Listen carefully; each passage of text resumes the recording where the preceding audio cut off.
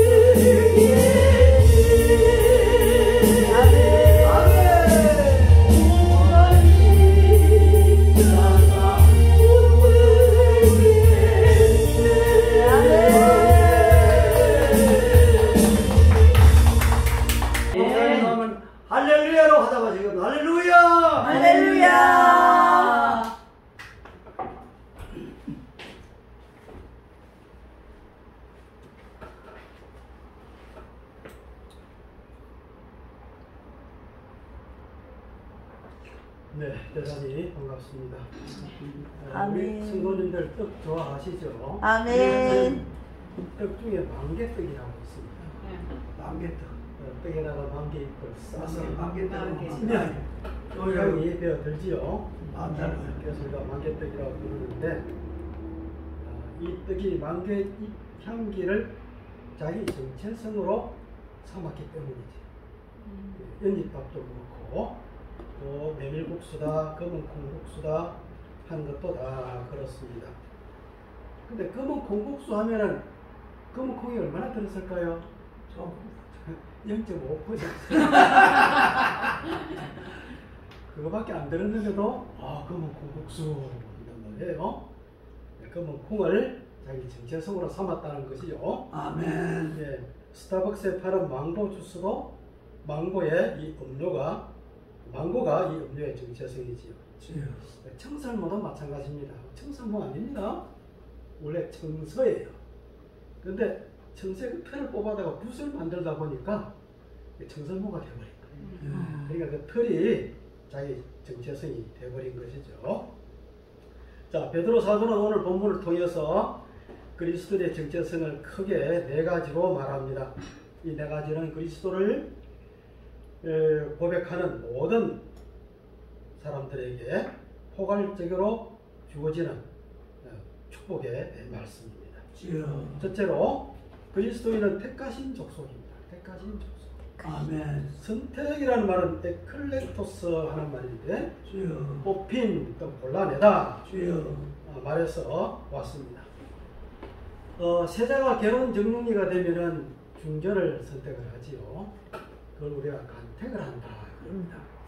그러면 가문도 보고 또 외모도 보고 또 의견부의 전과 조회도 하고 이렇게 해서 이제 뽑는데, 왕비가 된 후에는 자칫 잘못하면은 친족 오빠들이 사양을 받을 수도 있다 그죠? 그런데도 왕비가 되는 일은 대단한 가문의 영광이 아닐 수가 없어요. 저 고향 옆에 거창군 신흥면이라고 하는 곳이 있는데 거기에 거창 신씨 집성촌이 있습니다. 그 신씨 집안에서 왕비가 2명이 났어요. 중종의 왕비와 연산군의 왕비 두 사람이 났어요. 그러다 보니까 이들은 대단한 자부심을 가지고 있어요. 그러나 우리는 간택 정도가 아니라 하나님의 주권적인 선택으로 가문도 보지 않고 외모도 따지지도 않고 또 국가정보원의 신원조회도 없이 주여. 창세 전에 아멘. 택함 받았음을 베드로 사도는 오늘 우리에게 알려주고 있습니다. 아멘. 아멘. 둘째로 그리스도인은 왕같은 제사장들입니다. 구약시대의 제사장이 가졌던 모든 영예와 특권을 갖게 되었습니다. 아멘. 하나님은 이스라엘을 제사장 나라로 삼길 원했지만 불성적으로 그 특권을 상실했고 영적 이스라엘인 교회로 넘어왔습니다. 그래서 교회는 죄인과 하나님의 중보자로서의 막중한 책임을 갖게 된 것입니다. 참 귀한 직책이고 또 성교의 중요성을 우리가 이로써 알 수가 있습니다. 셋째로 우리 그리스도인은 거룩한 나라입니다. 성도들은 이 세상 나라에 살고 있지만 사실은 거룩한 나라에 속해 있는 거룩한 사람들입니다. 그래서 그리스도인들은 이런 죄악된 세상 사람들과 구별된 가치관과 인생관으로 거룩한 삶을 살아야 하겠습니다. 예레미야 11장 45절에 보면 내가 거룩한 이너희도 거룩하지라 라고 말씀하셨죠. 자, 넷째로 그리스도인은 하나님의 소유가 된 백성입니다. 소유는 히브리어로 세굴라라 그러는데 값진 재산, 특별한 보물을 의미합니다. 신명기 7장 6절 하반절에 보면 내 하나님 여호와께서 지상 만민 중에서 너를 자기 기업의 백성으로 택하셨나니 하셨습니다. 자기 기업의 백성을 히브리어로 암세굴라라고 하는데 지역을 하면은 보물의 백성입니다. 보물의 백성. 그러니까 그리스도인의 정체성은 하나님께 보물 같은 존재라는 뜻이지요. 아멘. 그러니까 오늘 이 예배 참석하신 한 분 한 분은 보석 같은 존재. 아멘. 보석이에요, 보석. 아멘. 아멘. 요즘 큰 교회 가면은 큰 교회든 작은 교회든 청년들이 보면 드문드문 앉아 있어요. 보석 중에 보석이에요. 예. 우리가 아끼는 보물을 아무데나 놓지 않고 비밀함 같은데 잘 모셔놓고 돌보지요. 그래서 하나님께서 우리를 너무 귀한 보물 같아서 아끼고 돌봐 주십니다. 아멘. 자, 이렇게 해서 오늘 본문에 나오는 이 네 가지의 포괄적인 정체성은 예수님을 그리스도로 고백하는 모든 사람에게 주어지는 축복의 말씀임을 알 수가 있습니다. 아멘. 가끔 우리가 정치인이나 더 많은 사람들이 세상을 등지는 경우를 보게 되지요. 그 사람들은 오늘 본문에 나오는 이 축복의 말씀을 몰라서 그렇습니다. 자, 이제 범위를 이제 좁혀서 그리스도인으로서의 나의 정체성은 과연 무엇인지, 하나님 앞에서 내가 살아온 또 앞으로 살아갈 모습이 담긴 나의 정체성, 즉 나는 누구인지 한번 점검해 봐야 되지 않겠습니까? 아멘. 네, 성도님들 이름 다 가지고 계시죠? 아멘. 네. 자기 이름 지어가지고 태어난 사람 있어요? 없죠? 부모님이나 할아버지께서 지어주셨죠. 그러면 이름을 지을 때 이름처럼 살기를 원하면서 지으셨잖아요. 비록 한글로는 뭐 김치국도 있고 김지역도 있고 또 사망월, 석을련, 네, 방귀만, 뭐 헛사라, 방구석, 은상법, 뭐 변태이, 별별 이름 다 있어요. 그런데 한자로는 좋은 뜻이겠죠. 예, 이 세상에 대한 나의 정체성, 1차 정체성이 이름에 있습니다. 자, 그래서 오늘 주민증에 있는 이름은 공식적으로만 쓰고 그리스도인으로서의 정체성을 삼을 만한 이름을 새로 하나 지어가지고 아멘. 그 남은 생애를 그 이름처럼 한번 살아보자. 아멘. 아멘. 이것을 오늘 이제 말씀드리는 겁니다. 이름은 곧 그 사람의 정체성을 나타내지요. 성경에는 이름이 참 중요하게 다뤄지잖아요. 하나님께서 아브라함, 이삭, 이스라엘 이름을 이렇게 직접 지어주시면서 그들이 그 이름처럼 살기를 원하셨습니다. 뿐만 아니라 시몬 이름조차도 예수님께서 베드로로 계명을 해 주셨습니다. 아멘. 그러면 반석이 베드로의 정체성입니다. 사울도 주님을 위해서 바울로 계명했습니다. 그러니 나는 누구인지, 그리스도인으로서의 나의 정체성은 무엇인지 생각해 보는 것은 마땅한 일입니다. 정체가 뭐한 사람 있죠? 저 사람 도대체 정체가 뭐냐? 아군이야, 적군이야? 혹시 이단인가? 이런 정체성이 좀 모호한 사람이 있어요. 정통교회 교인 중에 10%는 이단이다는 말이 있어요. 요즘 유튜브를 자꾸 찾아보다 보니까 몸은 정통교회에 와 있는데 벌써 머리는 내적으로는 이미 이단에 넘어간 사람이 10%가 넘다고 합니다. 여러분 유튜브 보세요. 정체가 불분명한 것들이 얼마나 많습니까? 네, 정체성이 애매하면 의심을 받기 때문에 나는 누구인지 확실하게 드러내야 하겠습니다. 이 땅에서 살다간 선조들은 스스로 호를 지어서 그렇게 살고자 노력을 했습니다. 예를 들면 이왕의 호는 퇴계지요. 네, 뱃을 마다하고 시골로 물러났지. 물러날 때 신에게 골짜기로 물러났다는 뜻이니까 이왕의 정체는 퇴계가 되겠죠. 교회에서도 뭐 김사무엘, 조다윗, 또 곽베드로, 뭐 다니엘박, 김열방 이렇게 주민증에 있는 이름을 잠시 적어두고 새로 지은 이름을 정체성으로 삼는 분들이 많아지고 있어요. 그런데 이단들은 새로 지은 이름을 오히려 자기 정체성을 숨기는데 악용을 하고 있죠. 우리가 조심을 해야 되겠습니다. 자, 오늘 기도하시면서 나의 이름을 하나 새롭게 만들어 보시고 그 이름을 정체성으로 삼아 보시기 바랍니다. 아멘. 내가 누구인지 잘 알고 내가 무엇을 해야 하는지 잘 아는 자는 신앙생활에서 방황하지 않습니다. 목사님 중에 길요나 목사님이 있습니다. 저 유명한 서울의 길자연 목사님이라고 있죠. 그분의 아들 이름이 길요나예요. 아마 아버지께서 요나의 표적, 곧 예수님의 십자가 대속과 부활이라는 복음을 잘 전하라는 뜻으로 지었지 싶습니다. 그런 요나 선지자를 정체성으로 삼길 원하셨던 것이지요. 아멘. 그래서 이제 길요나 목사님 인터뷰 기사를 제가 본 적이 있는데요. 설교 준비를 얼마나 하는지 아주 놀라웠습니다. 우리는 다시스로 도망가려는 요나를 비난을 하지만은 사실은 요 나가 문제지요. 아멘. 여러분 선지자 요나는 처음에 좀 삐끗했지만 문제 없습니다. 항상 요 나가 문제입니다. 아멘. 네, 우리는 그리스도인입니다. 아브라함, 이삭, 이스라엘, 베드로, 바울 이 모든 분이 하나님과 사람들 앞에서 그 이름대로 정체성을 잃지 않고 살았던 것처럼 아멘. 이제 우리도 성령님과 함께 아름답고 소중한 나의 하루하루를 예쁘게 써 나가야겠습니다. 그래야 아멘. 세상 사람들 눈에는 우리는 보이지 않고 그리스도만 보이게 될 것입니다. 주여. 아멘. 갈라디아서 3장 27절에 누구든지 그리스도와 합하여 세례를 받은 자는 그리스도로 옷 입었느니라. 그리고 군복을 입으면 군인이고 교복을 입으면 학생입니다. 주여. 옷이 곧 그 사람의 정체성을 나타내죠.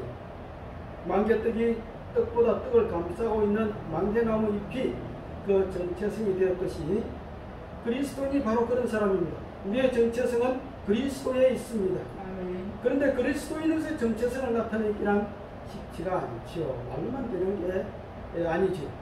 믿음의 스님들이 그 이름대로 정체성을 잃지 않고 살아가는 과정을 보면 눈물겹지 않습니까? 그래서 주님께서 나는 마음이 온유하고 겸손하니 나의 멍에를 메고 내게 배우라. 주님께서 멍에를 같이 매자고 하십니다. 여러분 소의 매는 누구 멍에 잘 아시지요? 네, 저는 중학생 때 그 소 길들이기를 1년 해봤는데 앞에서 이제 소를 이끌고 뒤에서 아버님이 이제 정리를 하고 그 소를 길들이기 1년 딱 걸립니다. 근데 그 멍에가 참 무거워요. 멍에가. 이 무거운 멍에를 어떻게 해서 이 소가 메고 참 아무 말 없이 묵묵히 시키는 걸 할까 이런 생각을 해봤는데요. 근데 소가 멍에가 무겁다고 하고 이렇게 벗어 던져버리면은 논밭을 갈 수가 없어요. 그러면 씨도 못 뿌리고 열매를 얻을 수가 없지요.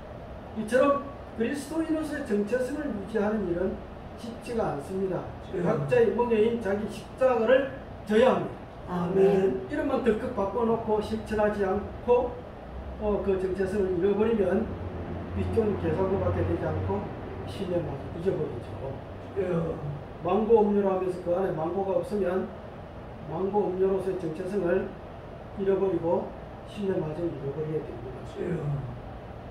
작년 여름이래요. 미국 뉴욕 맨하탄에 사는 한 시민이 스타벅스 회사를 상대로 소송을 했습니다. 망고 음료 망고가 없다. 망고가 없는 줄 알았으면 나는 사지 않았을 것이다. 청구 금액이 무려 65억 원입니다. 망고가 없었음이 밝혀지면 65억 원 그대로 선고되는 게 미국입니다. 예, 그대로 스타벅스 회사에서 물어줘야 됩니다. 네, 6,500원짜리 망고 음료 한 잔에 망고가 들어가면 얼마나 들어갔겠어요? 한 1%나 들어갔을까? 그게 안 들어갔다 해서 65억 원 손해배상 청구 소송을 했단 말입니다. 그러면 우리가 그리스도인으로서의 정체성을 잃어버렸다. 그럼 하나님께서 우리한테 손해배상 청구 소송을 할 거 아니에요? 큰일 났네. 그 얼마나 줘야 될까? 얼마나 함께 드려야 될까? 네? 아마 그 우리가 진짜 비유에서 나오듯이 1만 달란트 주여. 현재 하나 가치로 5조 원 하나님께서 정체성을 잊어버리면 5조 원 내놓으라고 이 천국에서 들어올 수가 있어요. 우리 정신 바짝 차리고 그리스도의 정체성을 나타내야 되겠죠. 자, 흔히 말하기를 초대 교인들이야말로 제대로 믿은 참 그리스도인이었다고 하죠. 그래서 그리스도인으로서 인정받기 위한 그 과정을 제가 얼마 전에 읽어봤는데 이거 보고 깜짝 놀랐어요. 교인이 되려면 우선 깐깐한 문답 과정에서부터 시작해서 직업이 합당하지 않거나 말하면 잘못하면 바로 퇴짜를 맞았어요.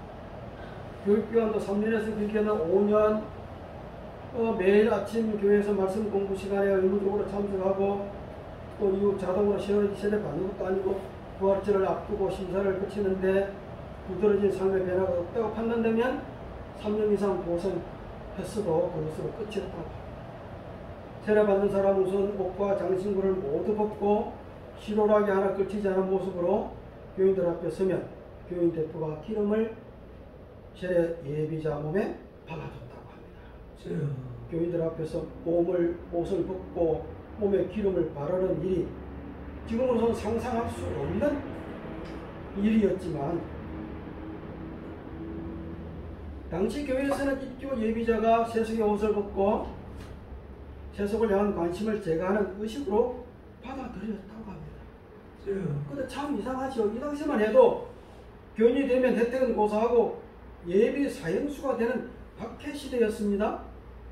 그리스도인으로서 인정받는 순간 유대교인들의 핍박이 심했고 특히 밀고자가 많아서 곧 체포되어 목숨을 잃을 수도 있었지만 기꺼이 신자 교육을 받았다는 거예요. 로마 제국 때 소교자가 13만 명에서 50만 명이었다고 합니다. 이런데도 내가 그리스도인이 되겠다, 세례를 받겠다고 굳이 길을 썼다는 겁니다. 신약 성경이 기록되던 네로의 황제는 기독교인들을 개들에게 내어 찢겨 죽이고 해가 지면 등불 대신에 기독교인들을 산채로 불을 질러서 가로등으로 삼고 이런 엄한 시대에 신자 수는 늘기만 했고 경이로운 부흥을 일으켰다고 하지요. 도대체 무엇이 사람들을 교회로 끌어당겼을까? 오늘 이 시대 한국교회는 어떤지, 죽음의 공포를 넘어서게 만드는 매력이 있는지, 왜 기독교에 대한 호감도가 바닥을 헤매고 있는지 우리는 되돌아봐야 하겠습니다. 초대 교인들은 앞에서 본 엄중한 신앙 교육 때문인지 그리스도인으로서의 정체성을 잃지 않았는데요. 로마 군인들이 기독교를 잡기 위해서 카타콤에 갔습니다. 그런데 거기에 한쪽 눈이 없는 사람, 팔이 없는 사람 같은 장애인을 발견하고는 놀랐다고 하지요.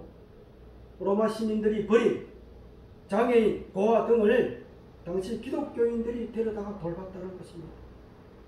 여기에 그치지 않고 기독교 초기 1세기부터 3세기에 전염병이 12차례나 있었고 또 특히 3세기 중엽에는 지중해 전 지역을 덮은 키프리아누스라고 하는 역병이 절정에 달해서 로마 시민 3분의 1이 죽고 하루에 5,000명씩 죽어나가던 절망적인 때에 가족들마다 내친 바이러스 감염자들을 돌보고 병에 옮으면 기꺼이 고통을 감내했고 때로는 간호하다가 대신 죽음을 맞았다고 합니다.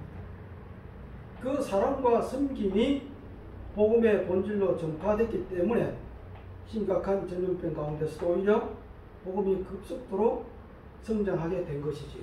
아멘. 우리나라는 지난 코로나 3년 동안 기독교인 수가 거의 100만 명이나 줄었던 것과 비교하면은 초대교인들의 삶이 신앙생활이 어떠했는지 우리는 알 수가 있습니다.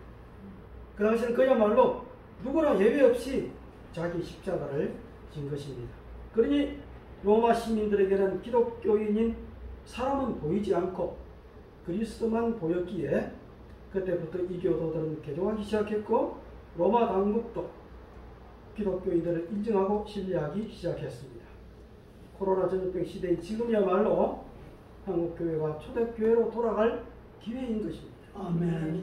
안디옥 교회 성도들 역시 안디옥 시민들이 볼 때 그들의 눈에는 그리스도만 보였기 때문에 그리스도인이란 별명을 붙여주면서 그 정체성을 알려주었듯이 우리도 누군가 볼 때 우리는 보이지 않고 그리스도만 보이기를 소망합니다. 아멘. 기도하겠습니다. 주님 은혜 감사합니다.